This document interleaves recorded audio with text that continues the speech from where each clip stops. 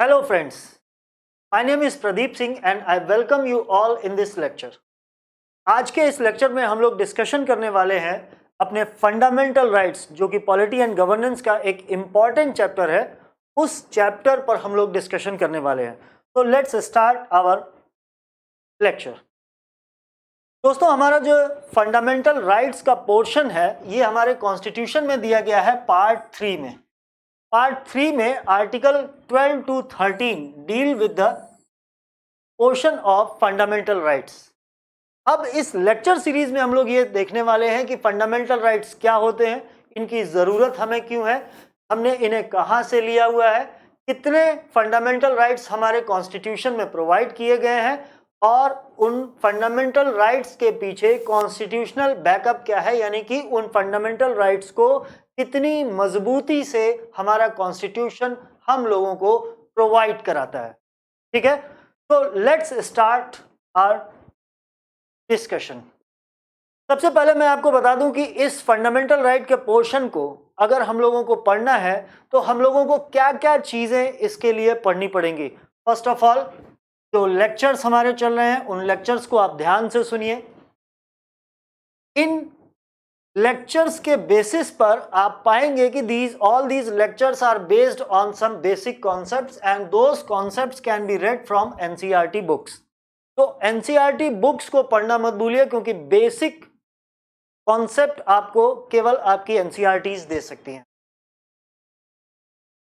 इन NCERTs के अलावा आप किसी भी एक स्टैंडर्ड बुक को ले लीजिए और उस बुक को, अपनी पूरे पॉलिटी के बारे में मैं बात कर रहा हूं, पूरी पॉलिटी को तैयार करने के लिए आपको किसी स्टैंडर्ड बुक को एक बार दो बार जरूर से पढ़ना होगा। Then only you will be able to relate it with the lectures which you are watching now. इन तीनों चीजों को करने के बाद अपने एग्जाम के लिए आपको, जिस भी एग्जाम में आप अपीयर हो रहे हैं, चाहे आप यूपीएससी के लिए प्रिपरेशन कर रहे हो या किसी स्टेट पीसीएस के लिए कर रहे हो, तो उसके लिए आपको ज़रूरी है कि जो कुछ भी आपने इन लेक्चर्स में पढ़ा है, जाना है, सीखा है, सुना है, देखा है, उन चीज़ों में आप कितने मजबूत हैं इसको जानने के लिए, उन कॉन्सेप्ट्स में आप कितने स्ट्रांग हैं इस बात को परखने के लिए आप ज़रूर से उस पर्टिकुलर एग्ज़ाम के लिए या उसके इक्वल जो भी एग्जाम है उन सब के प्रीवियस ईयर क्वेश्चंस में प्रैक्टिस। ठीक है, ये हुई रीडिंग रिसोर्सेज के बारे में बात। मैंने आपको ये 4 रिसोर्सेज बता दिए कि ये लेक्चर्स आप देख लीजिए, के बाद एनसीईआरटीज पढ़ लीजिए, स्टैंडर्ड बुक पढ़ लीजिए और प्रीवियस ईयर क्वेश्चंस को आप देख लीजिए। ठीक है, नेक्स्ट चीज आती है कि आखिर जब हम इतनी चीजों को पढ़ेंगे तो किस पर्सपेक्टिव के साथ पढ़ेंगे, क्या पढ़ना है, उसमें क्या information, what information is to be marked up, what information has to be kept with you. तो यहाँ पर कुछ 5 बेसिक चीजें हैं, जैसे कि बेसिक कॉन्सेप्ट्स जो कि आपको आपके लेक्चर्स प्लस एनसीईआरटी से मिल जाएंगी।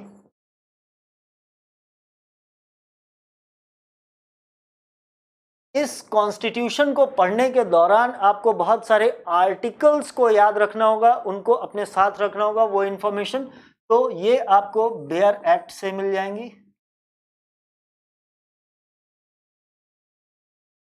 जब आप करंट की चीज़ों को पढ़ेंगे या उन बुक्स को पढ़ेंगे तो इसमें बीच बीच में बहुत बार आपको कुछ अमेंडमेंट्स पर फोकस करना होगा कि किस अमेंडमेंट के थ्रू क्या हुआ। ये बेसिकली जो मैं आपको बता रहा हूँ, इन सभी 5 चीज़ों के ऊपर क्वेश्चन आपके एग्जाम में बनते हैं और अक्सर आपसे पूछे जाते हैं। ठीक है, तो उन अमेंडमेंट्स को आप एक बार ज़रूर पढ़ लेंगे।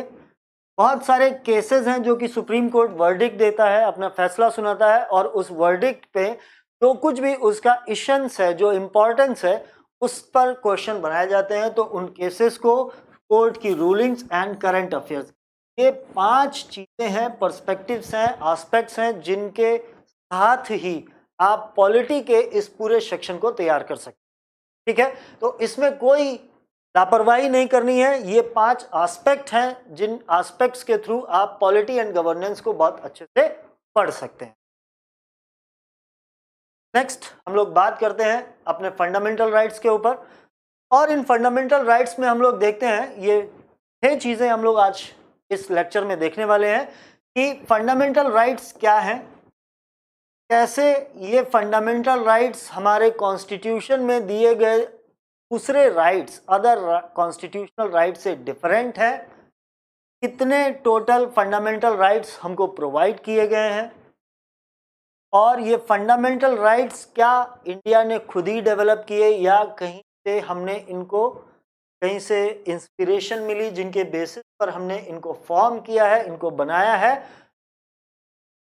जहाँ से हम लोगों ने इनको लिया है, जहाँ से हमारे ये कॉन्स्टिट्यूशनल राइट्स हमने इंस्पायर्ड होके बनाए हैं अपने कॉन्स्टिट्यूशन में, वहाँ पर फंडामेंटल राइट्स की पोजीशन क्या है, जैसे इंग्लैंड और यूएसए, और इन फंडामेंटल राइट्स के प्रोटेक्शन, कॉन्स्टिट्यूशनल बैकअप कितना है, यानी कि कितनी मजबूती के साथ ये फंडामेंटल राइट्स आपको प्रोवाइड किए गए। So these are the 6 things which we will be discussing in our lecture. So let's start the first question. Fundamental rights क्या है और इन्हें फंडामेंटल राइट्स कहा क्यों जाता है? Why these are called fundamental rights? इन्हें हम सिंपल राइट्स क्यों नहीं कह देते या ह्यूमन राइट्स क्यों नहीं कह देते? इन्हें हम फंडामेंटल राइट्स क्यों कहते हैं? ये दो चीजें आपके दिमाग में जरूर आनी चाहिए। तो सबसे पहले हम लोग बात करते हैं कि फंडामेंटल राइट्स क्या, पहला क्वेश्चन है, और मैं इसमें आपको कुछ चीजों को रिमाइंड कराना चाहता हूं। ऐसे समझना थोड़ा सा मुश्किल है। मैं अगर आपसे कहता हूं कि ये फंडामेंटल राइट्स वो बेसिक राइट्स हैं, वो बेसिक ब्लॉक्स हैं जो कि किसी इंडिविजुअल या किसी भी व्यक्ति के ओवरऑल डेवलपमेंट में मददगार होते हैं, या इनके बिना किसी भी इंसान का, किसी भी इंडिविजुअल का ओवरऑल डेवलपमेंट पॉसिबल नहीं है। तो ओवरऑल डेवलपमेंट का मतलब क्या है? What do we mean by overall? ठीक है। दूसरी बात है कि जब ये फंडामेंटल राइट्स हमको प्रोवाइड किए गए हैं तो इनसे होगा क्या, इनसे दिखता क्या है, इनसे हमारा ओवरऑल डेवलपमेंट होता कैसे है? तो आइए इस कड़ी को सबसे पहले हम लोग समझते हैं कि हमें इन फंडामेंटल राइट्स की जरूरत क्यों है। तभी हम ये समझ पाएंगे कि why these are called fundamental rights, या ये फंडामेंटल राइट्स हमारे। थोड़ा सा हम लोग अपने फ्रीडम स्ट्रगल की तरफ चलते हैं, और फ्रीडम स्ट्रगल की तरफ जब हम लोग चलते हैं तो हम लोग देखते हैं कि लाला लाजपत राय ने जब अपना ब्रिटिश पॉलिसीज के अगेंस्ट, साइमन कमीशन के अगेंस्ट अपना विरोध किया, तो उनकी पिटाई की गई, और इतनी पिटाई की गई कि उस पिटाई की वजह से उनकी मौत हो गई। दूसरा, जलियांवाला बाग कांड आपको याद है। बहुत सारे लोग गैदर हुए थे लोहड़ी का पर्व मनाने के लिए, वो अपना लोहड़ी मना रहे थे, बैसाखी मना रहे थे, और उस फेस्टिवल को मनाने के दौरान जब लोगों की भीड़ वहां पर एकत्र हुई, वहां पर बहुत सारे लोग असेंबल हुए, तो जनरल डायर ने वहां पर गोलियां चलवा दी और बहुत सारे हजारों लोगों को अपनी जान देनी पड़ी। अब आप बताइए कि क्या इंडिपेंडेंट इंडिया में आप ऐसा कहीं सुनते हैं कि बहुत सारे लोग किसी फेस्टिवल को सेलिब्रेट करने के लिए इकट्ठे हुए हों? अभी रिसेंटली चल रहा है कुंभ मेला। क्या कुंभ मेले में सरकार अपना असिस्टेंस दे रही है मेले को ऑर्गेनाइज करने के लिए, उस फेस्टिवल को ऑर्गेनाइज करने के लिए, या वहां पर तोप लगा के लोगों को उड़ाने का काम कर? ये डिफरेंस कहां से आया? ये डिफरेंस क्यों आया, और इस डिफरेंस का हमारे ऊपर कोई इंपैक्ट है या नहीं है? आपको लगता है कि कुंभ मेला और माघ मेला जैसी चीजों में लोगों को गोलियों से उड़ा देते हैं, तोप से उड़ा देते हैं, कुछ ऐसा करते हैं? नहीं करते। क्यों? क्योंकि we are in independent India and we are living under the ambit of constitution.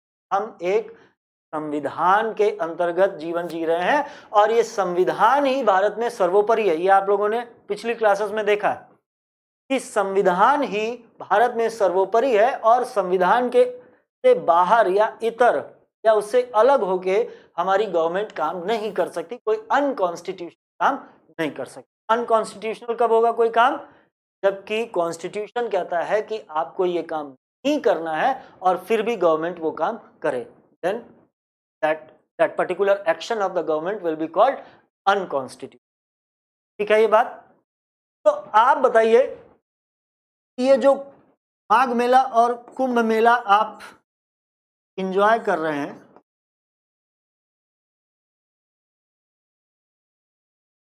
क्या ये उस जलियांवाला बाग में जो लोग फेस्टिवल को एंजॉय कर रहे थे क्या उसके सिमिलर है?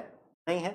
तो ये डिफरेंस कहाँ से आया? ये डिफरेंस इस से आया। कॉन्स्टिट्यूशन के किस पार्ट से आया? पार्ट 3 से आया, क्योंकि हम लोग किस नाम से जानते हैं? Fundamental right. ये फंडामेंटल राइट ही है जिनकी वजह से आप कुंभ मेले में सुकून से, शांतिपूर्वक अपने रिलीजियस रिचुअल्स को परफॉर्म कर पा रहे हैं। ये हमारा फंडामेंटल राइट है, जिसकी वजह से आप लोग आजकल देख रहे हैं कि बहुत सारा किसानों का आंदोलन चल रहा है, और उस किसान आंदोलन में किसान दिल्ली की बाउंड्री पर, दिल्ली के आउटस्कर्ट्स में, बॉर्डर एरियाज में बहुत सारी जगह पर अपना प्रदर्शन कर रहे हैं, और कोई उनके ऊपर लाठीचार्ज नहीं कर रहा है, कोई उनको तोप से नहीं उड़ा रहा है, कोई बम से नहीं उड़ा रहा है। Rather there are the forces who are there to maintain the peace, to maintain the social order, ताकि कहीं पर कोई भगदड़ ना हो, किसी के साथ कोई मारपीट ना हो, कुछ ना हो, लोगों को बहुत ज्यादा असुविधा ना हो। सुप्रीम कोर्ट भी कह रहा है कि इन लोगों का ये राइट टू प्रोटेस्ट है। ये राइट टू प्रोटेस्ट आपको किसने, विरोध करने का अधिकार आपको किसने दिया? और अगर विरोध करने का अधिकार ही ना हो तो क्या आपको नहीं लगता है कि जो आपकी गवर्नमेंट है वो डेस्पोटिक हो जाएगी, निरंकुश हो जाएगी, और वो अपना शासन अपनी मर्जी से चलाएगी, और लोगों को ये मानना ही पड़ेगा? ठीक है। तो ये जो राइट्स हैं, ये जो राइट टू प्रोटेस्ट है, right to express your feelings and thoughts, and right to roam anywhere in the country है, राइट टू इक्वालिटी है, राइट अगेंस्ट एक्सप्लॉयटेशन है, right to protect your religion है, right to follow your religion है, ये सारी चीजें आपको आपका फंडामेंटल राइट प्रोवाइड करता है। फंडामेंटल राइट में सबसे पहला एक राइट आता है, राइट टू इक्वालिटी। आप आज से 50 साल, 60 साल, 70 साल, 100 साल पीछे आप वर्ल्ड हिस्ट्री के बहुत सारी चीज़ों में देखते होंगे कि there was the discrimination between blacks and, अभी कुछ दिन पहले एक मूवमेंट चल रहा था अमेरिका में, ब्लैक लाइव्स मैटर। आपको लगता है कि क्या इंडिया में ऐसा कुछ है कि जो कलर डिस्क्रिमिनेशन, जो रेशियल डिस्क्रिमिनेशन करता हो, जो आपके प्लेस ऑफ बर्थ के बेसिस पर आपके साथ डिस्क्रिमिनेशन करता हो? नहीं, ऐसा कुछ भी नहीं है, और ऐसा कुछ भी एक इंडिपेंडेंट इंडिया में नहीं हो सकता, बिकॉज हम लोगों की इस आज़ादी की लड़ाई में, इस फ्रीडम स्ट्रगल में सारे लोगों ने बहुत अच्छे से पार्टिसिपेट किया था, लोगों ने अपने सुप्रीम सेक्रीफाइसेस दिए हैं। तो वी कैन नॉट से एनीबडी कि आपको हम इक्वालिटी का स्टेटस, अगर आपको इक्वालिटी का स्टेटस नहीं मिलता है तो ये डिस्क्रिमिनेशन है। इट मीन्स आपका फंडामेंटल राइट क्या हो रहा है? बेसिक चीज, ब्लॉक्स हैं, तो बेसिक ब्लॉक्स हैं जिनको कहते हैं कि फंडामेंटल राइट्स हैं।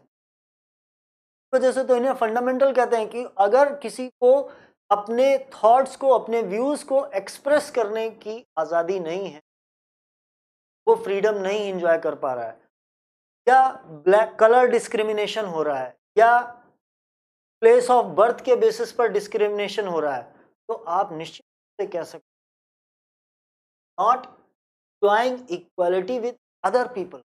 आप लोगों के साथ इक्वालिटी या समानता को एंजॉय नहीं कर पा रहे हैं, और इसलिए हमारा कॉन्स्टिट्यूशन इन सारी बातों को निगेट करता है और कहता है कि there will be some fundamental rights available to all the citizens in India. और ये सिटीजन्स को जो फंडामेंटल राइट्स दिए गए हैं, ये नेसेसरी हैं लोगों के political, social and economic development के लिए। आपने प्रियम्बल पढ़ा है? प्रियम्बल में आपके ये तीनों चीजें दी हैं कि political, social and economic equality, freedom. इन सब चीजों को, जो प्रियम्बल में हमारी चीजें दी हुई हैं, या जो कॉन्सेप्ट बताया गया है कि what is the purpose of making this constitution, उसमें ये लिखा गया है कि लोगों को political, social and economic equality देना ही इस कॉन्स्टिट्यूशन का पर्पस है। और वही कॉन्सेप्ट फंडामेंटल राइट्स के पार्ट में हम लोगों को एक्चुअल रूप फॉर्म में मिले हुए हैं। जो कॉन्सेप्ट यहाँ पर है उसको इम्प्लीमेंट कैसे करना है और कब करना है, कौन करेगा, किसकी रिस्पॉन्सिबिलिटी है, इन सब चीजों की डिटेलिंग दी हुई है फंडामेंटल राइट्स के इस पोर्शन। ठीक है, तो आइए हम लोग देखते हैं कि ये जो हमारे राइट्स हैं इनको हम लोग फंडामेंटल क्यों कहते हैं। फंडामेंटल, पहली चीज, क्योंकि ये किसी भी पर्सन के, पर्सनालिटी के, इंडिविजुअल के ओवरऑल डेवलपमेंट के लिए। दूसरी चीज, these rights are provided and based upon the fundamental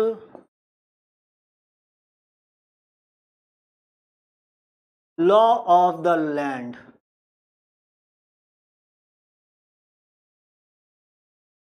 fundamental law of the land क्या है?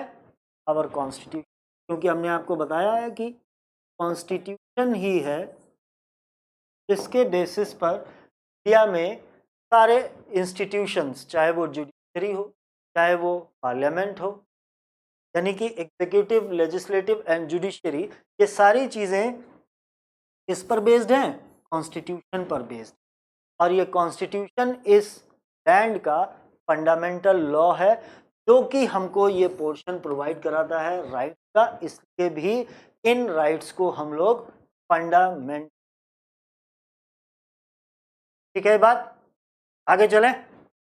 चलिए नेक्स्ट स्लाइड में हम लोग देखते हैं कि ये जो हमारे फंडामेंटल राइट्स हैं, ये हमारे फंडामेंटल राइट्स हमारे कॉन्स्टिट्यूशन के दूसरे राइट्स कैसे डिफर। ठीक है बात, आपको क्या लगता है कि हमारे कॉन्स्टिट्यूशन में केवल यही राइट्स हैं क्या? इसके अलावा और कोई राइट्स नहीं दिए गए हैं? केवल फंडामेंटल राइट्स ही हैं क्या? और कोई राइट हमारे कॉन्स्टिट्यूशन में दिया गया है? यस, हमारे कॉन्स्टिट्यूशन में इस फंडामेंटल राइट्स के पोर्शन के बाहर भी कुछ राइट्स हैं जो दिए गए हैं। जैसे एक है आर्टिकल 260, वो आर्टिकल 265 क्या कहता है कि no tax can be levied except by the authority of law, यानी कि बिना कानून बनाए आपके ऊपर कोई भी टैक्स लगाया नहीं जा सकता। टैक्स को हम लोग चेंज कर सकते हैं, बट उसके लिए भी हम लोगों को क्या चाहिए? पार्लियामेंट से लेजिस्लेटिव अप्रूवल चाहिए, वही ये काम कर सकते। कोई नया टैक्स अगर आपके ऊपर केवल कह के लगा दिया जाए, ऐसा नहीं हो सकता। We will have to amend the things. जैसे आपको पता होगा कि जब हम लोगों ने जीएसटी को देश में लागू किया, जीएसटी की पूरी प्रणाली को हम लोगों ने, सिस्टम को लागू किया, तो हम लोगों को कॉन्स्टिट्यूशनल अमेंडमेंट करना पड़ा और बताना पड़ा कि now many of the indirect taxes be removed and in place of those taxes we will be imposing. ठीक है, आपको लगान फिल्म ध्यान है? लगान फिल्म की शुरुआत में जब वो बताता है कि अगर आपने हमें क्रिकेट मैच बीट कर दिया तो आपका 3 साल का लगान माफ, और अगर हम जीत गए तो तुमको 3 गुना लगान दे। ठीक है, याद आई बात? यानी कि वो ब्रिटिशर्स का जमाना याद कीजिए, जब उनके कहने पर ही आपके ऊपर 2 गुना, 3 गुना, 4 गुना लगान लगाया जा रहा था, और आप इसके अगेंस्ट में कहीं भी कोई अपील नहीं कर सकते, किसी को जाके बोल नहीं सकते कि हमारे ऊपर लॉ, बिना लॉ की अथॉरिटी के हमारे ऊपर ये टैक्स लगा दिया गया। लेकिन इस इंडिपेंडेंट इंडिया पॉसिबल नहीं है। आपको याद होगा, अगर आपने पढ़ा हो, आर्टिकल है 300A है right to own up.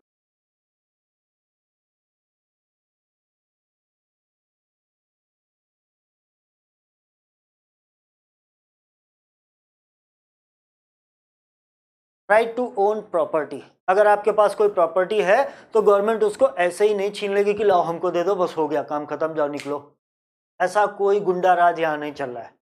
There is a fundamental law of the land, और वो fundamental law of the land executive और लेजिस्लेटिव दोनों को ये सख्त निर्देश देता है, ये उनके ऊपर पाबंदियां लगाता है कि आप इस तरीके के मन मर्जी काम नहीं कर सकते। किसी इंसान के पास अगर प्रॉपर्टी है तो without giving them proper compensation, उसको आप बिना नोटिस के, बिना कंपनसेशन के आप उसको यूं ही एफआर नहीं कर सकते कि कल से तुम अपनी प्रॉपर्टी भूल जाओ। दाऊद इब्राहिम का राज नहीं चल रहा है, ये इंडियन गवर्नमेंट और कॉन्स्टिट्यूशन का राज, ठीक है। तो ये सारी चीजें क्या है, ये हमारे राइट्स हैं, बट ये राइट्स हमारे क्या हैं, फंडामेंटल राइट्स के बाहर दिए, जो हमारे कॉन्स्टिट्यूशनल राइट्स कहलाते तो हैं, बट ये फंडामेंटल राइट्स में नहीं है, ठीक है। फंडामेंटल राइट्स यानी कि ऐसे राइट्स जिनको बहुत ज़्यादा सख्ती से लगाया गया है, और इनके इम्प्लीमेंटेशन और इनकी अवेलेबिलिटी के लिए आपके पास स्पेसिफिक रेमेडीज हैं कि अगर आपका फंडामेंटल राइट कहीं पर भी वायलेट होता है, कोई आपका फंडामेंटल राइट अगर स्टेट यानी कि नेशन की गवर्नमेंट, लेजिस्लेटिव, कोई गवर्नमेंट कंपनी, कोई गवर्नमेंट इंस्टीट्यूशन, खुद गवर्नमेंट एग्जीक्यूटिव, कोई भी अगर आपके किसी भी फंडामेंटल राइट का वायलेशन करती है तो you can directly approach to supreme court and, और आप वहां जाके बोलोगे कि देखो साहब मेरा ये फंडामेंटल राइट इन लोगों ने कर लिया है, मेरा छीन लिया है, मुझे जबरदस्ती जेल में डाल दिया है, मुझे कुछ भी नहीं बताया कि क्या करना है क्या नहीं करना है, मेरा जुर्म क्या है, और मुझे पकड़ के जेल में डाल दिया। तो कोर्ट उनको डायरेक्ट करती है, वो आगे वाले चैप्टर्स में हम लोग देखेंगे कि डायरेक्ट करती है। कोर्ट उनको हैबियस कॉर्पस कहेगी या कुछ भी कहेगी, जो भी डायरेक्शंस देना होगा देगी, और कहेगी या तो तुरंत आप रिलीज करो या तो ग्राउंड्स बताओ कि आपने इनको क्यों पकड़ रखा, वो उन्होंने क्या, इनका ऑफेंस क्या है, ठीक है। तो कोई भी जबरदस्ती, कोई रॉलेट एक्ट जैसी चीज नहीं चल रही। रॉलेट एक्ट ध्यान है ना अपील, ना वकील, ना दलील, ऐसा कुछ भी नहीं है, क्योंकि now we have fundamental rights, ठीक है। तो ये जो फंडामेंटल राइट्स हैं, इनके पीछे कॉन्स्टिट्यूशनल बैकिंग है, और वो बैकिंग आर्टिकल, और ये आर्टिकल 32 क्या कहता है कि you can approach under article 32, you can approach to supreme court, and under article 226 you can approach high court in case of violation of your fundamental right। अगर आपका फंडामेंटल राइट कहीं से भी, कोई भी गवर्नमेंट एजेंसी आपका छीन रही है, बाधित कर रही है, आपको वंचित कर रही है, तो यू कैन इधर अप्रोच सुप्रीम कोर्ट, और ठीक है। तो ये इनकी बैकिंग है। लेकिन in case of these constitutional rights, ये जो कॉन्स्टिट्यूशनल राइट्स हैं, फंडामेंटल राइट्स के अलावा जो राइट्स आपको कॉन्स्टिट्यूशन देता है, उनके वायलेशन के केस में आप सुप्रीम कोर्ट या हाई कोर्ट डायरेक्ट हैं। इनके केस में क्या करना होगा, आपको पुलिस के साथ कंप्लेन दर्ज करानी होगी, या कोर्ट जाके एक सिविल सूट फाइल करना होगा, और वहां जाके आपको बताना पड़ेगा कि इन्होंने मुझे कुछ बताया, कॉम्पनसेशन किया, या जो कॉम्पनसेशन नॉर्म्स हैं उसके अकॉर्डिंग मुझे कम, तो मेरा ये राइट वायलेट हो रहा है। उस केस में कई सारी हियरिंग्स के बाद कोर्ट ये डिसाइड करेगी कि या तो आप बोल रहे हैं या फिर गवर्नमेंट गलत कर रही है, तो गवर्नमेंट को वो डायरेक्शन। तो सिविल प्रोसीडिंग हो सकती है in case of violation of rights other than the fundamental. लेकिन फंडामेंटल राइट के केस में सीधे हॉटलाइन लगी हुई है, आपने वहां शिकायत दर्ज की नहीं कि सुबह ही जज तड़ाक से उसको बोलेंगे, आ जाओ बेटा, कौन कौन है, किसने वॉलेट किया है, क्या, क्यों, किस लिए, तो ये सारी चीजें हो जाएंगी, ठीक है। आइए नेक्स्ट देते हैं कि how many fundamental rights are there in our constitution. हमारे कॉन्स्टिट्यूशन हमको कितने फंडामेंटल राइट, तो मैं आपको बता दूं कि जब ओरिजिनली कॉन्स्टिट्यूशन हमारा इम्प्लीमेंट किया गया था, अडॉप्ट किया था हम लोगों ने इसे, जब ये लागू हुआ था, तो इसमें देयर वर 7 फंडामेंटल राइट्स। अभी क्या कंडीशन है, अभी मैं इन दोनों चीजों को कनेक्ट कर दूंगा। अभी हमारे पास 6 फंडामेंटल राइट्स हैं।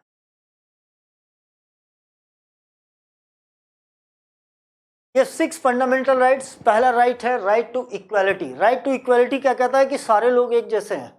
इसके लिए इसने कुछ बेसिस बताए हुए हैं। उसने कहा कि लोगों को sex,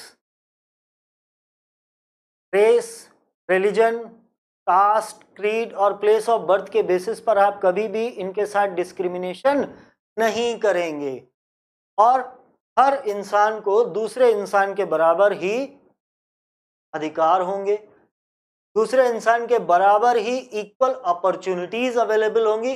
opportunities for what? Opportunities for employment, यानी किसी के साथ काम काज देने में, एम्प्लॉयमेंट देने में किसी के साथ इन बेसिस पर कोई भी डिस्क्रिमिनेशन नहीं किया जाएगा। और ये जो हमारा राइट टू इक्वलिटी है ये अवेलेबल है फ्रॉम आर्टिकल 14 टू, इसके बारे में हम लोग अलग से चर्चा करेंगे कि इन 5 बेसिस के बावजूद भी कुछ जगहों पर जो रिजर्वेशन है या जो प्रोटेक्शन है वो किस लिए दिया जाता है, किस बेसिस पर दिया जाता है, इनसे। सेकेंड हमारा राइट है राइट टू फ्रीडम। अगर राइट टू फ्रीडम ना हो तो क्या आप अपनी बातों को कभी एक्सप्रेस कर पाएंगे? क्या ये किसान कभी आंदोलन कर पाएंगे? क्या ये कुंभ मेले के लोग अपने रिचुअल्स को परफॉर्म कर पाएंगे? क्या बहुत सारे लोग जो रिलीजियस जर्नी पर जाते हैं, बहुत सारे लोग अलग अलग श्राइन्स में जा रहे हैं, क्या ये कभी पॉसिबल हो पाएगा? दूसरी चीज, राइट टू फ्रीडम अगर नहीं होगा तो can you move from place 1 place 2 with in the country? Government कह देगी कि नहीं नहीं, एमपी का आदमी यूपी जा सकता है, यूपी का आदमी महाराष्ट्र नहीं जा सकता, महाराष्ट्र का आदमी दिल्ली, दिल्ली का नहीं जा सकता, तमिलनाडु का आदमी जम्मू कश्मीर नहीं जा सकता। तो इस तरीके के बहुत सारे रिस्ट्रिक्शंस आपके ऊपर लगाए जा सकते हैं। क्या गवर्नमेंट आके हमसे ये कह सकती है कि यू कैन नॉट टीच, आप ये प्रोफेशन अपना ही नहीं सकते बिकॉज आपकी शक्ल थोड़ी ठीक नहीं, तो यू कैन नॉट टीच। तो इस तरीके के बहुत सारी चीजें हैं जो कि रिस्ट्रिक्शंस हमारे ऊपर लगा सकते हैं। एंड अगर वो रिस्ट्रिक्शंस हमारे ऊपर इम्पोज कर दिया जाए तो क्या हम लोग अपने प्रोफेशन, अपनी आजीविका, अपनी लाइवलीहुड को चलाने के लिए हम लोगों को मौके मिलेंगे?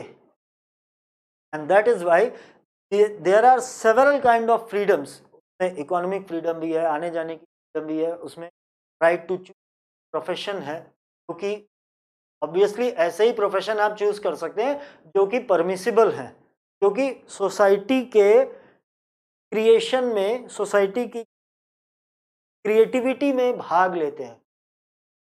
आप उनको कल से कहिए कि जी मैं चाहता हूं कि मैं बम बनाऊं, क्या बम बना सकते हैं?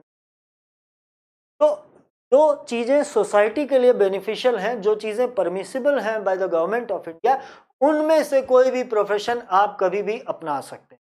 और जिन चीजों पे गवर्नमेंट को लगता है कि इनको पब्लिक के लिए खोलने पर कुछ खतरा हो सकता है, कुछ चीजें हो सकती है, तो उनको पर restrict. That is why all our fundamental rights are available to us with the reasonable restrictions भी लगाए गए हैं। That is why chapter of fundamental rights is unique in India, जबकि यूके या यूएसए जहां से हम लोगों ने, जहां से हमारी ये सारी इंस्पायर्ड है, वहां पर तस्वीर, ठीक है। तो राइट टू फ्रीडम है जो कि अवेलेबल है हमारा आर्टिकल 19 से 20 तक। राइट अगेंस्ट एक्सप्लॉयटेशन, जैसे कि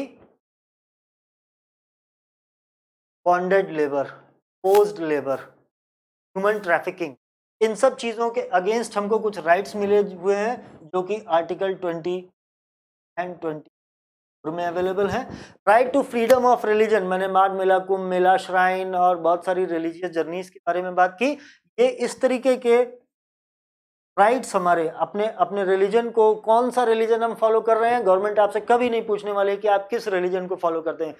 You want to change your religion, you can change your religion. If you want to adopt a new religion, you can adopt a new religion. If you want to follow no religion, you can do so. तो ये जो rights हैं हमारे, ये हमको available हैं from article 25 to 8। Cultural and educational rights of minorities, word नहीं लिखा लेकिन आप समझ, cultural and educational rights of minorities, जो माइनॉरिटीज हैं वो अपने कल्चर को कैसे प्रोटेक्ट करें। आज हम लोग देखते हैं कि हमारा जो बुद्धिज्म है that was born in India, लेकिन इंडिया में उस बुद्धिज्म को फॉलो करने वाले लोगों की नंबर है या जो परसेंटेज है वो बहुत बहुत कम लोग हैं। बाकी इंडिया के बाहर आप पड़ोसी देशों में देखें, नेबरहुड में देखें तो बहुत सारे कंट्रीज हैं या और भी बहुत सारी कंट्रीज हैं जहां पर बुद्धिज्म को हम लोग फॉलो करते हैं। तो इंडिया में बुद्धिज्म ऐसे अगर लोग कम लोग फॉलो करेंगे धीरे धीरे तो ये खत्म हो जाएगा। तो how you are going to protect it? So you will have to give some rights to those who are from minorities. तो minorities के कल्चर और उनके एजुकेशनल सेटअप करने के लिए उनको या प्रोटेक्ट किया गया है, which is available under Article 29 and Article। और इन सारे फंडामेंटल राइट्स को प्रोवाइड करने के पीछे जो कॉन्स्टिट्यूशनल बैकअप है, भाई कोई कॉन्स्टिट्यूशनल बैकअप नहीं होगा, कोई ऐसा प्रोविजन नहीं होगा कि आपको ये अधिकार मिलेगा ही मिलेगा, तो फिर तो कोई भी इसको वायलेट कर देगा। और इसीलिए हम लोगों ने ये 6th राइट जो हमारा है वो हम लोगों को मिला हुआ है, right to constitution is under article 30। यानी कि आप सीधे इनमें से किसी भी फंडामेंटल राइट के वायलेशन के केस में आप सीधे सुप्रीम कोर्ट पहुंच सकते हैं और वहां जाके अर्जी लगा सकते हैं कि हुजूर हमारा फंडामेंटल राइट हित हो गया, वायलेट हो गया, हमको नहीं किया, किसी ने किया, गवर्नमेंट एजेंसी ने। Most of these fundamental rights are available to us against the state. कुछ फंडामेंटल राइट्स हैं जो कि इंडिविजुअल के अगेंस्ट, लेकिन most of are fundamental rights are available us against the state. क्यों स्टेट के अगेंस्ट? क्यों? क्योंकि स्टेट ही पावर है। पावर किसके हाथ में है? गवर्नमेंट के हाथ में है। गवर्नमेंट आपको इधर से नहीं तो इधर से पकड़ के आपको कहीं ना कहीं तो फंसा ही देगी।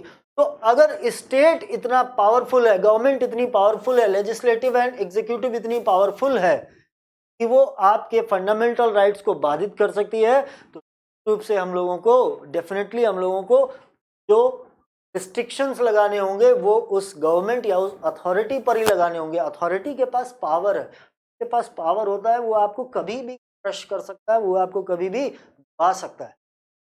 इसीलिए हमारे fundamental rights, sometimes it is said that our fundamental rights are negative in nature.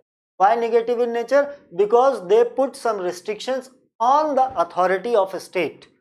वो स्टेट को मना करते हैं, स्टेट को बोलते हैं कि तुम किसी के साथ भेदभाव नहीं करोगे, तुम सबको फ्रीडम अवेलेबल कराओगे, तुम किसी का एक्सप्लॉयटेशन नहीं करोगे, तुम सबको लोग अगर अपने फ्री रिलीजन को फ्रीली फॉलो करना चाहते हैं या कोई नया रिलीजन सेटअप करना चाहते हैं तो आप उन्हें नहीं कर सकते, या फिर जो माइनॉरिटीज़ हैं उन लोगों के कल्चरल और एजुकेशनल इंस्टीट्यूशंस को सेटअप करने के लिए आप उनकी मदद करेंगे, ना कि आप उनका एक्सप्लॉयटेशन करेंगे या उनको रोकेंगे। ठीक है, तो हमारे जो फंडामेंटल राइट्स हैं these are available against the state and hence they are called, sometimes they are called negative इन।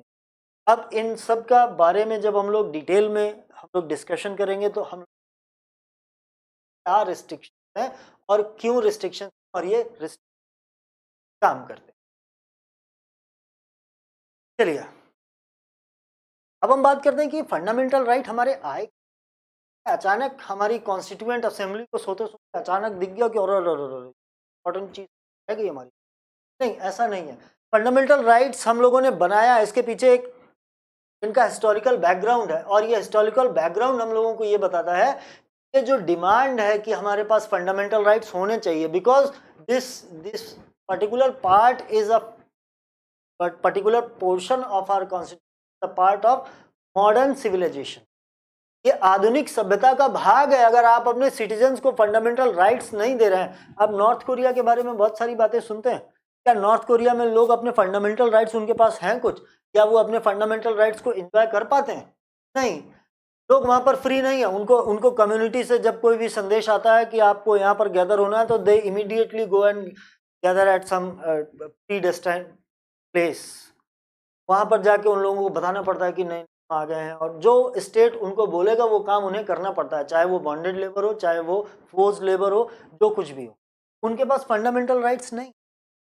लेकिन इंडिया में आप भाग्यशाली हैं कि you can express your self, आप अपनी चीज़ों को अच्छे से बोल पाते हैं, किसानों का आंदोलन देख पाते हैं, या फिर माघ मेला कुंभ मेला नहा पाते हैं, या किसी श्राइन में जाके अपने रिलीजन को फॉलो कर पाते हैं। सारी चीज़ें आपको मिली हुई है आपके इस फंडामेंटल राइट के पोर्शन, ठीक है। तो हमारा जो ये फंडामेंटल राइट का पोर्शन है, या जो ये फंडामेंटल राइट्स है, ये आए कहाँ से? पीछे कुछ थोड़ा इनका हिस्टोरिकल बैकग्राउंड है। वो हिस्टोरिकल बैकग्राउंड क्या है? वो हिस्टोरिकल बैकग्राउंड ये है कि आपको पता है 1928 में Nehru report because of Motilal Nehru. ये नेहरू रिपोर्ट जब आई तो इस नेहरू रिपोर्ट क्यों आई थी याद है ना? नेहरू रिपोर्ट इसलिए आई थी कि साइमन कमीशन ने बताया था कि इंडिया में कभी एक कॉन्स्टिट्यूशन हो सकता, लोग कभी भी एक कंसेंट पे राजी नहीं हो सकते, अपनी एक कोई कंसेंट इनका हो नहीं सकता। तो इन सब चीज़ों की वजह से हम लोगों को उन्होंने चैलेंज किया कि अगर आपके पास, आपको लगता है कि आपके कंट्री में एक कोई कंसेंट बन सकती है, सारे लोग एक किसी पर राजी हो सकते हैं, तो आप मुझे करके दिखाइए।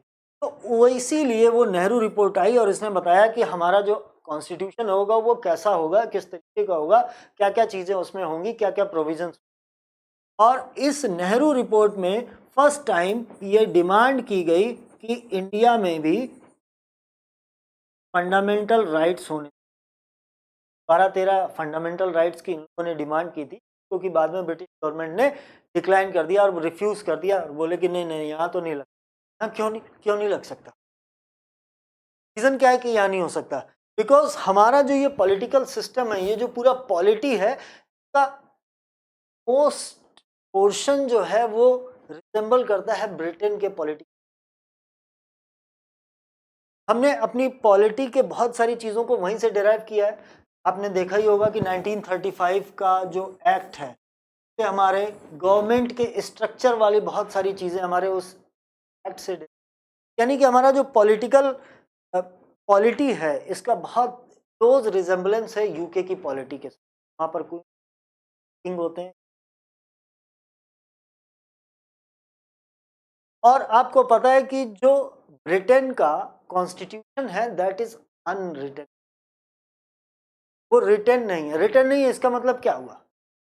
कहीं कुछ है ही नहीं, बस सबको जबानी याद है। आपको ऐसा लगता है? नहीं। What is the difference between a written constitution and unwritten? इन दोनों के बीच में डिफरेंस ये है कि ब्रिटेन का जो कॉन्स्टिट्यूशन है वो उनके कस्टम से, उनकी जुडिशरी के बहुत सारे डिसीजन से, कोर्ट की रूलिंग से, उनके लेजिस्लेचर के द्वारा बनाए गए बहुत सारे कानूनों से, वो एक कॉन्स्टिट्यूशन जैसी चीज़ इवॉल्व हुई है, वो कस्टमरी है। वो बहुत लंबे टाइम पीरियड में वो धीरे धीरे करके इवॉल्व हुआ है और वो सिस्टम है। तो there is no official book in the Britain which can be called constitution. जैसे इंडिया में आप कहते हैं कि भाई एक कॉन्स्टिट्यूशन का बेयर एक्ट, तो वो आपको एक बेयर एक्ट मिल गया, आपको एक बुक मिल गई, उसमें सारा कॉन्स्टिट्यूशन A to Z, उसमें आर्टिकल्स उसमें। लेकिन ब्रिटेन में ऐसा नहीं है कि there is no book can be called a constitution, जबकि एक रिटन कॉन्स्टिट्यूशन का एग्जाम्पल हमारे पास यूएसए का, हमारा खुद का इंडिया का कॉन्स्टिट्यूशन बनने से पहले यूएसए का कॉन्स्टिट्यूशन था, जो कि रिटन कॉन्स्टिट्यूशन है। और ये क्यों बना? क्योंकि इंडिया में जो पार्लियामेंट्री सिस्टम है या जो पॉलिटिकल सिस्टम है, ये डेराइव नहीं, इसको हम लोगों ने कहीं से देख अपने लिए, अपने इंडिया के एलिमेंट्स उसमें जोड़ के इसको तैयार किया, और तब हमने एक आज़ादी मिलने के बाद हम लोगों ने अगले 2 साल में ये एक कॉन्स्टिट्यूशन बनाया और उसको या अडॉप्ट किया। तो 1928 में जो नेहरू रिपोर्ट आई, उसने सबसे पहले ये डिमांड की कि हमारे पास फंडामेंटल राइट्स होने चाहिए, लेकिन इस बात को ब्रिटिश मना क्यों किया, हम लोग आगे देखें। उसके बाद फिर universal declaration of human rights हुआ, हमारी आज़ादी से पहले यूनिवर्सल राइट्स हुआ। उसमें ह्यूमन राइट्स के बारे में चर्चा की गई और बताया गया कि एक ह्यूमन के क्या क्या राइट्स। आज भी आप देखते हैं कि ह्यूमन राइट्स का हर पुलिस थाने में अगर आप जाएं तो वहाँ पर लोगों के ह्यूमन राइट्स लिखे, क्या क्या राइट्स एज अ ह्यूमन आपको अवेलेबल है, क्योंकि कोई वायलेट। इन सब चीज़ों के बीच में क्या हुआ कि इंडिया को फ्रीडम मिली, इंडिया इंडिपेंडेंट हुआ, आज़ाद हुआ। और तब जब हम लोगों ने कॉन्स्टिट्यूशन बनाया तो हमने कहा कि अगर हम लोग इसमें अपने सिटीजन्स के लिए, इंडिविजुअल्स के लिए राइट्स की चर्चा ना करें या उनका प्रोविज़न ना करें तो ये कॉन्स्टिट्यूशन बनाए ही क्यों? ज़रूरत क्या है? अगर हम अपने सिटीजन्स को अपनी ही गवर्नमेंट से प्रोटेक्ट नहीं कर पा रहे हैं तो फिर इस कॉन्स्टिट्यूशन का कोई मतलब ही नहीं है।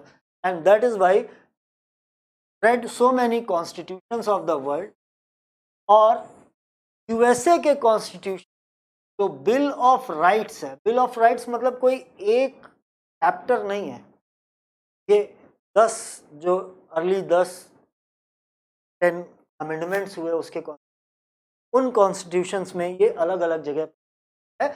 और वहीं से इंस्पायर्ड होकर हम लोगों ने अपने कॉन्स्टिट्यूशन, अपने इस इंडियन कॉन्स्टिट्यूशन में लोगों ने फंडामेंटल राइट्स को कॉपी नहीं किया। आप कभी ऐसा, कभी कभी हम लोगों को कहा जाता है कि इंडियन कॉन्स्टिट्यूशन का बोरोड बैग, आप इससे कभी सहमत? क्योंकि ऐसा नहीं है कि हम लोगों ने बस वहां से कॉपी पेस्ट किया और इधर कंट्रोल किया और उधर कंट्रोल भी, ऐसा कहीं। हम लोगों ने उन चीज़ों को स्टडी किया, उन चीज़ों को एनालाइज किया और इंडिया के लिए क्या फिट है उसके अकॉर्डिंग उसमें चेंज किया। और चेंज करने के बाद हम लोगों ने उसको अपने अपनी परिस्थितियों के अनुसार, अपने कैरेक्टरिस्टिक्स के अनुसार हम लोगों ने यहाँ की चीज़ों में उसके बाद उसको यहाँ पर लागू किया और अपने कौन, ठीक है। तो it is not a borrowed back, तो we have taken inspiration from many of,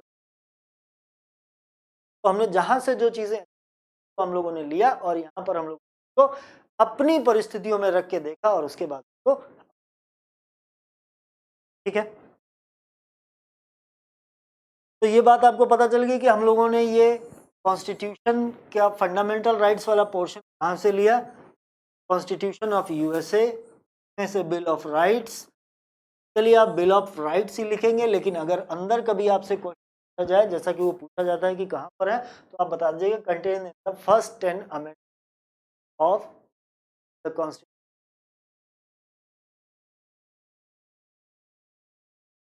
अब हम लोग देखते हैं कि constitutional status of fundamental rights क्या है। हम लोगों ने इसको इंग्लैंड के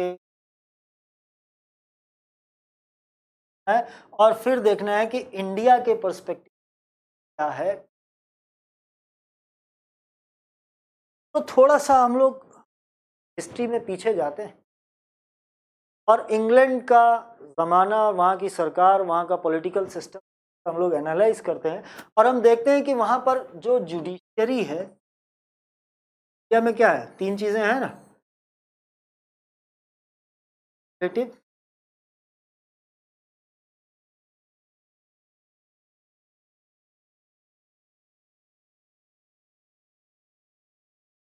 एंड जुडिशरी।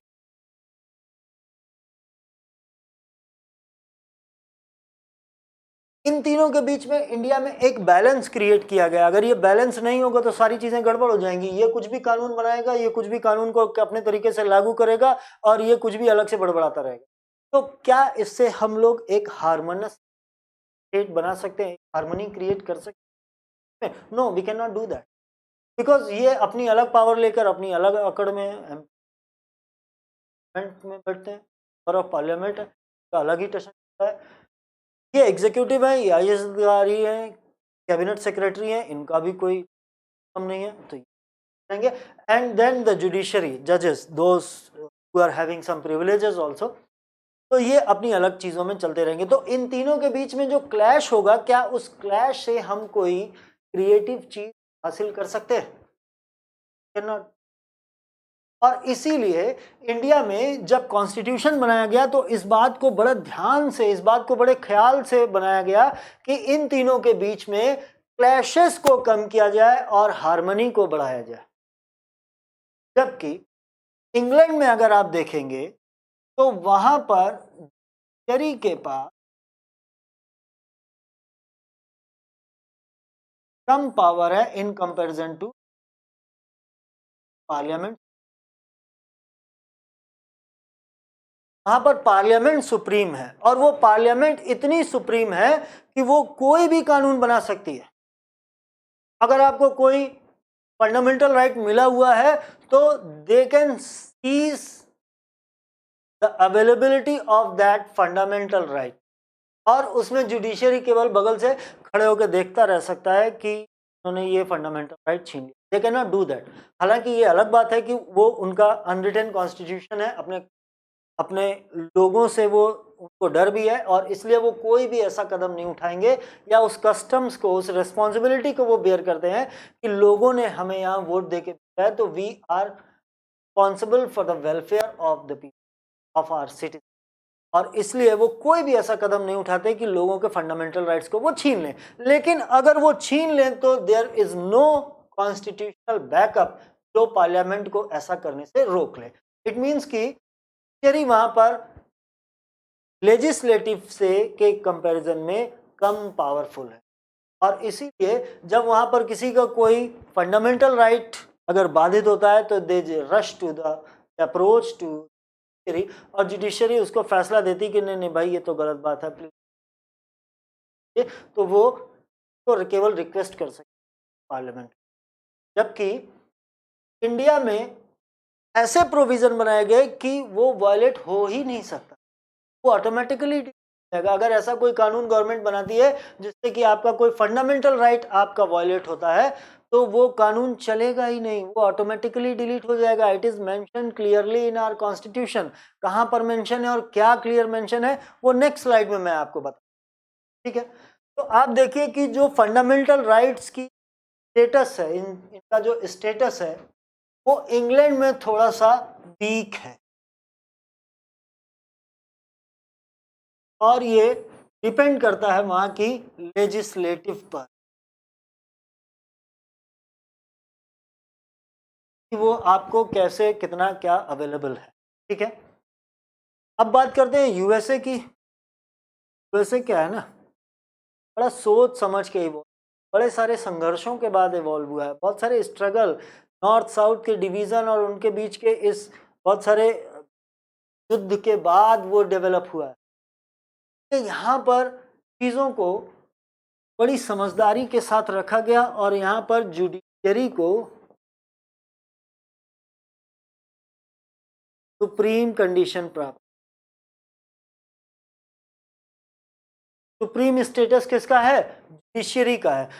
कुछ भी आप कांग्रेस आपकी वहां पर कुछ भी कर रही है, वहां की पार्लियामेंट जिसको कि हम कांग्रेस कहते हैं, वो पार्लियामेंट अगर कुछ भी चीजों को पारित करती है, कुछ भी चीजों को पास करती है, कोई कानून बनाती है, तो judiciary will always be there to check whether it is violating the constitution और not, and that is why eventually वहां पर रिव्यू जैसा एक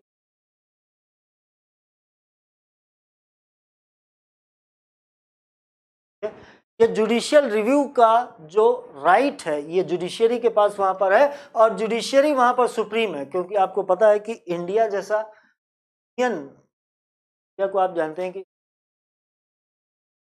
लेकिन यूएसए इज नॉट, वहां पर सारे स्टेट्स के पास ऑटोनॉमी है, और इसलिए वहां पर कांग्रेस से कहीं ज्यादा पावर दी गई है इस जुडिशरी को, ताकि ये पूरे नेशनल लेवल पर चीजों को यूनिफॉर्मिटी बनाए रखने में हेल्प करे, ठीक है। ये बात आपको समझ में आई? तो यहां पर हम लोग देखते हैं कि यूएसए में जो राइट्स हैं उनको सुप्रीम कंडीशन प्राप्त है, उनको सुप्रीम स्टेटस मिला हुआ है, और these cannot be violated, or if in any case if any of your fundamental rights is violated then definitely you can approach to judiciary and they will provide you the remedy, ठीक है। जबकि India में क्या है, India में harmony को बनाया गया है। यहाँ पर आपके फंडामेंटल राइट्स को ज़्यादा इंपॉर्टेंस देते हुए इसको डुअल प्रोटेक्शन है। पहला प्रोटेक्शन ये कि आपको आर्टिकल 32 दिया गया है, आप जैसे ही आपका फंडामेंटल राइट कोई हो तो आप आर्टिकल 32 से कहाँ पहुंचते हैं, और आर्टिकल 226 मैंने अभी बात की, ये आपसे पीसीएस में अक्सर पूछा जाता है। आर्टिकल 226 के थ्रू आप कहाँ पहुंचते हैं, तो आप या तो हाई कोर्ट या तो सुप्रीम कोर्ट तुरंत पहुंच सकते हैं, और वो तुरंत आपको इमीडिएटली आपको रिलीफ कि नहीं नहीं ये आपका फंडामेंटल राइट आपका हम वायलेट देंगे, और गवर्नमेंट को वो डायरेक्शन।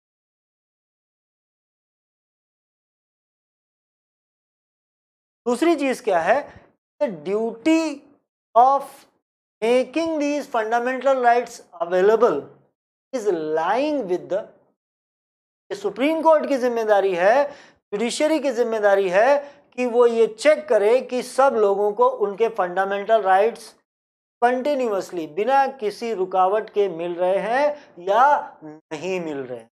ये काम वो कैसे करता है, हमारा कॉन्स्टिट्यूशन ने बड़ी चालाकी के साथ, कॉन्स्टिट्यूशन मेकर्स ने कुछ इसके लिए प्रावधान किए। आइए देखते हैं क्या प्रावधान है या क्या प्रोविजन।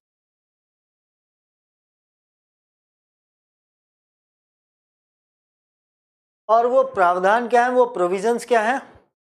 सबसे पहला प्रावधान है हमारा आर्टिकल 13। इसमें क्या लिखा हुआ है, इसमें लिखा हुआ है कि फंडामेंटल राइट्स के इस पोर्शन को ऑर्डिनरीली अमेंड नहीं किया जा सकता। पहली बात यानी कि पार्लियामेंट की पावर को कुछ टफ बना दिया, पार्लियामेंट की पावर को, इसको अमेंड करने की पावर को कुछ टफ बना दिया।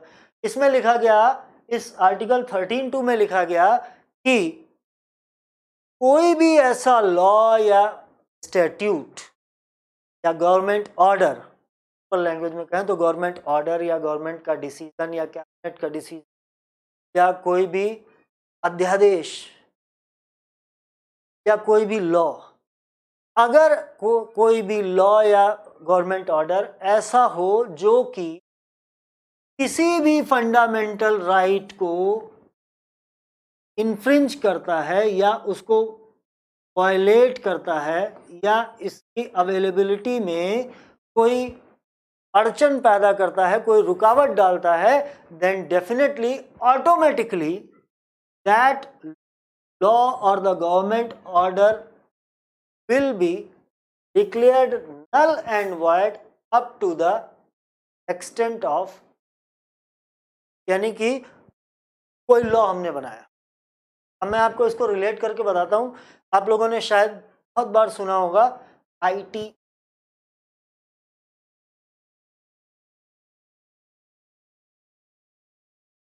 Act, information technology act. इस इंफॉर्मेशन टेक्नोलॉजी एक्ट में एक आर्टिकल है 6,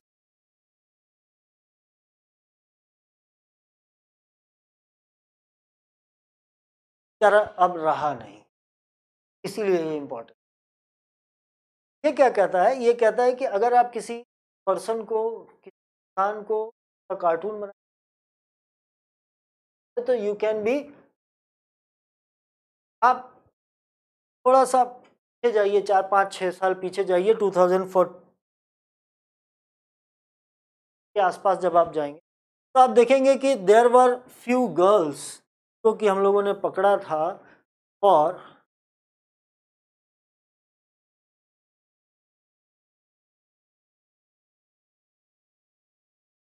इन 3 गर्ल्स थी, a group of girls,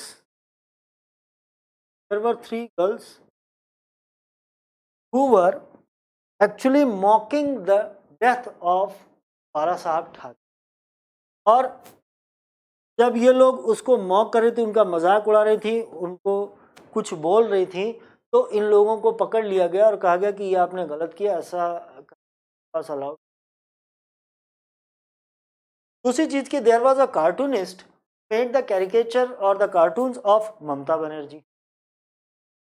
cartoonist Mamata Banerjee का उन्होंने कार्टून बनाया, और ममता बनर्जी ने यही एक्ट, इसी आर्टिकल 66A को यूज करते हुए उस कार्टूनिस्ट को भी कर लिया, उसको पकड़ लिया, उसकी खूब इन गर्ल्स को भी मार पिटाई हुई, इनका भी बुद्धि ठिकाने लगा दी गई और इनको ये सबक दिया गया कि ऐसा आप नहीं कर सकते। और इन्हीं लोगों ने वो केस डाला सुप्रीम कोर्ट में और चैलेंज किया कि आर्टिकल 60 हमारे राइट टू फ्रीडम ऑफ बाधित कर रहा है, कर रहा है and hence it null and void. Supreme court ने इसमें सुनवाई किया। सुप्रीम कोर्ट ने पाया कि हाँ ठीक है, ये बात, इसका जो डेफिनेशन है या जो इसकी चीज़ें हैं बहुत एम्बिगुअस से भरी हुई है, एम्बिगुअस हैं और ये किसी भी इंसान के ऊपर किसी भी काम में लगाया जा सकता है। और इसलिए at last freedom of speech and expression को बचाने के लिए, उस राइट को बचाने के लिए इस आर्टिकल को नल एंड वॉइड क्लियर कर दिया गया। पूरा याद रखिए कि ये पूरा आईटी एक्ट नहीं नल एंड वॉइड हुआ, केवल कौन सा पोर्शन नल एंड वॉइड हुआ? जो पोर्शन फंडामेंटल राइट्स आर्टिकल 19 और 21,